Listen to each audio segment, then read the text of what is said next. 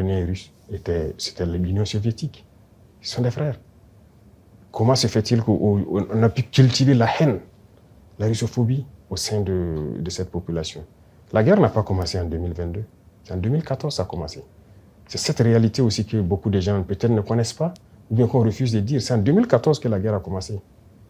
Et aujourd'hui, on est surpris de voir que les gens rejettent peut-être la balle sur la Russie et tout ça. Quand on bombardait les civils russophones en 2014, qui parlaient? Il y a des images qui sont toujours là. On a enfermé des gens dans des maisons, les brûlés. Il y a des images qui sont là. Mais il fallait agir pendant tout ce temps. Ils ont été manipulés.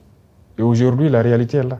Vous voyez, toute l'aide qu'on donnait, ce n'est pas une aide. On a dit de donner les minéraux.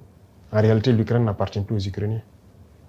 On les a manipulés et ils sortent perdants. Tous les secteurs seront gérés par ceux qui les ont conduits dans cette guerre. Et c'était espérer affaiblir la Russie. Mais la Russie sort encore plus grande de cette guerre. Donc moi, je pense qu'ils doivent comprendre cela et revenir à la raison pour avoir des négociations et aboutir à la paix. Parce qu'ils ont déclaré qu'ils soutiennent les terroristes. Vous avez tous suivi ça. Et on le constate sur le terrain également, qu'ils soutiennent effectivement les terroristes. Ce n'est pas une bonne guerre. Je pense qu'ils se trompent éperdument.